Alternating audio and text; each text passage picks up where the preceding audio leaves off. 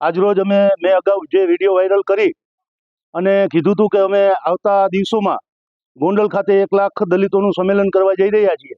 એના અનુસંધાને આજે રાજકોટ જિલ્લાના ધોરાજી, ઉપલેટા, જામકંડોરણા અને જેતપુર 4 તાલુકાના દલિત આગેવાનોની બેઠક ધોરાજી ખાતે મળેલી હતી.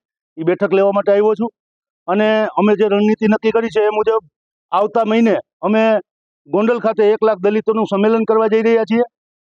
રાજકોટની રૂરલ પોલીસ દ્વારા અમુક રાજકીય લોકોના ઈશારે અમારા એડવોકેટ દિનેશ પાતર ઉપર 3 જેટલા ખોટા ગુના દાખલ કર્યા છે.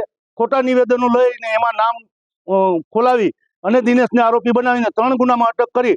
દિનેશ ઉપર ખરેખર તો ગુસ્સોકીટ કરવાનો આ લોકોનો કારસો હતો, પણ એનો વિડીયો મારા ધ્યાન ઉપર આવી ગયો અને મને આખી મેટર સમજાઈ ગઈ કે આ તો ઓલા ભાઈની કારકિર્દી પૂરી કરવાનું ષડયંત્ર આ પરમાર અને ઓળેદરા બે ગોઠવી રહ્યા હતા.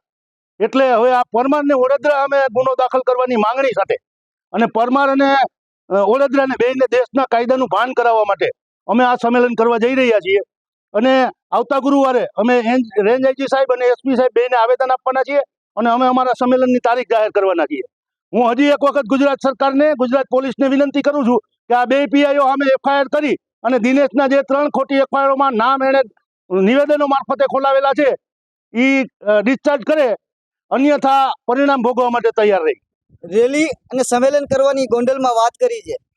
એ વાતને લઈને ધોરાજી, જેતપુર, ઉપલેટા, જામકંડોરણા આ 4 તાલુકાના આગેવાનો સાથે મળીને ભેગા થયા છે અને આગળની જે આ 4 તાલુકામાંથી કઈ રીતે લોકોને લઈ આવવા, કઈ રીતે આ રોષ છે અમારે પ્રગટ કરવો, એના માટેની જે રણનીતિ તૈયાર કરવાની હતી એ માટેની આજે અમારે આગેવાનોની બેઠક હતી અને એ બેઠક પૂરી કરી અને હવે જે બીજા તાલુકાઓની બેઠક છે, બેઠકોનો દોર ચાલુ રાખી અને લગભગ આવતા અઠવાડિયામાં જ્યાં રેલી અને સંમેલન જેની તારીખ નક્કી કરવાના છે.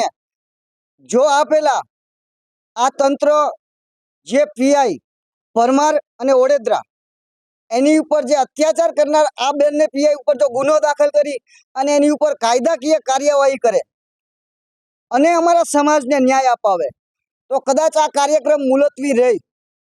અમારા સમાજનો રોષ કદાચ એટલો બધો અત્યારે ઉગ્ર છે, એટલો બધો રોષ છે કે સમાજના લોકો હાથમાં રહેતા નથી. સમાજના દરેક તાલુકામાંથી, દરેક ગામડામાંથી લોકો આ ગોંડલની સભામાં, રેલીમાં આવવા માટે અત્યારે થનગની રહ્યા છે કે આપણી ઉપર જે આપણા એડવોકેટ કક્ષાના યુવાન ઉપર જો આવો અત્યાચાર થતો હોય તો સામાન્ય માણસ ઉપર આ સરકાર કેટલો અત્યાચાર કરે.